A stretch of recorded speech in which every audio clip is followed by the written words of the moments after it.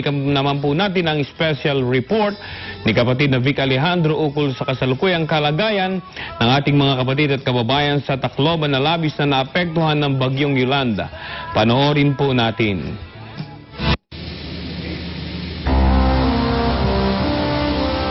Isa sa mga kalamidad na tumama sa ating bansa na hindi malilimot ng mga Pilipino ay ang pananalasa ng Super Typhoon Yolanda.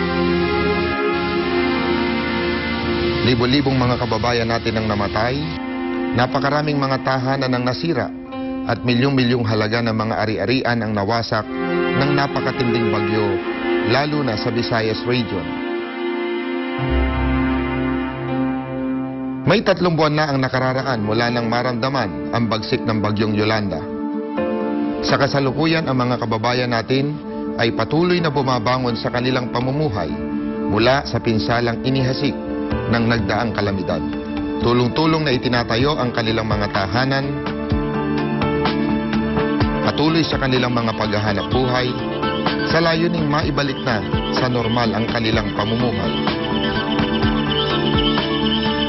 Things are now moving forward, and what I see here is that people are more resilient than expected, and we may be temporarily knocked out, but we're not out of the game.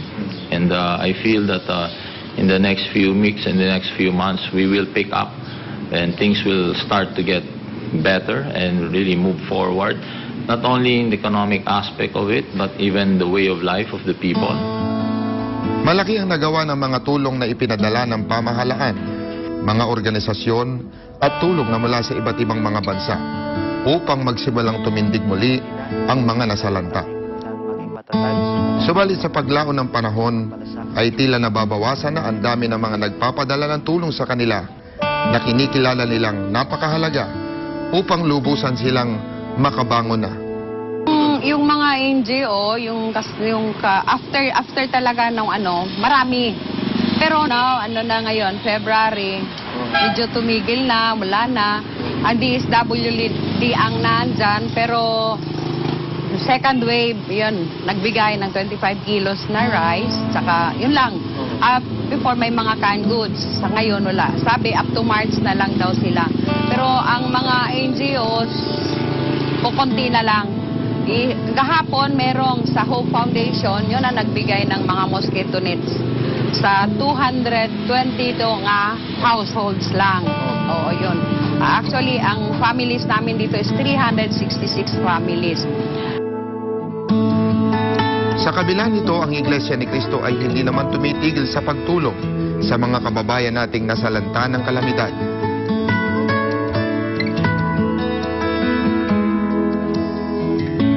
Bukod sa nauna ng mga lingap sa mamamayan na isinagawa sa mga nasalanta, ang Iglesia ni Cristo ay naglunsad ng worldwide walk for those affected by Typhoon Yolanda.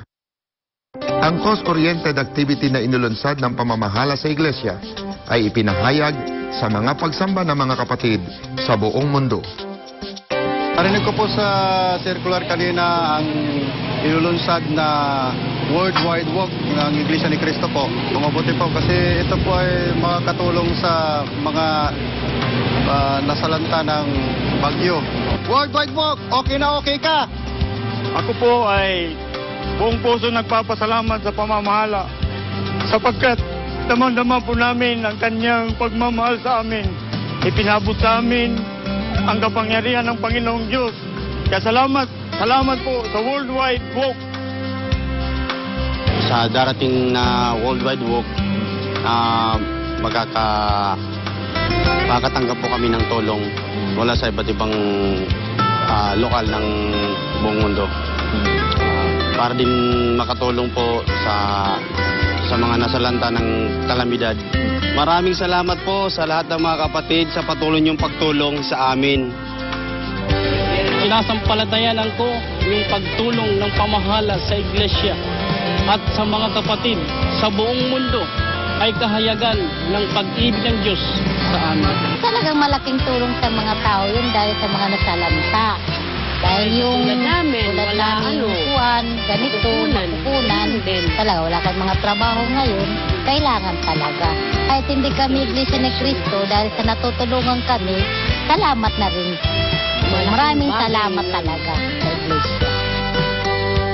Kahit yung karamihan tumigil na sa pagtulong sa amin, nandyan pa rin ang iglesia, patuloy na tumutulong. Yun nga yung sinasabing worldwide walk na ililingap muli. Nagpapasalamat ako dyan kasi marami ang matutulungan. Talaga nagpapasalamat ako sa patuloy na pagtulong ng iglesia. I thank all the organizations for helping us, including of course, the Iglesia ni Cristo played a major role too in the development of the city of Tacloban in terms of taking care of their members and the rest of the Taclobanons by giving some support sa food and some support with alam mo, importante talaga rin yung spiritual support and so ako naman and malaking tulong yan. Maraming salamat po sa Iglesia ni Cristo Worldwide Walk! Para sa Iglesia ni Cristo Television Network, ako si kapatid na Vic Alejandro. Napanood po natin ang special report ng kapatid na Vic Alejandro. Kaugnay po ng ating mga kapatid at mga kababayan diyan po sa Tacloban na sila po yung talagang pinakasentrong tinamaan ng bagyong Yolanda at unti-unti bumabangon po sila at narinig po ninyo ang lubos na pagpapasalamat ng mga kapatid doon sa pamamahala sa loob ng iglesia at sa lahat ng tutulong sa kanila. Inaanyayahan po namin kayong dumalo sa gagawing malaking pamamahayag ng mga salita ng Diyos na gaganapin sa University of the Philippines Football Field bukas, February 17, 2014. At antabayanan po natin ang resulta ng Guinness World Records kung makukuha natin ang world record na largest charity walk in multiple venues within 24 hours.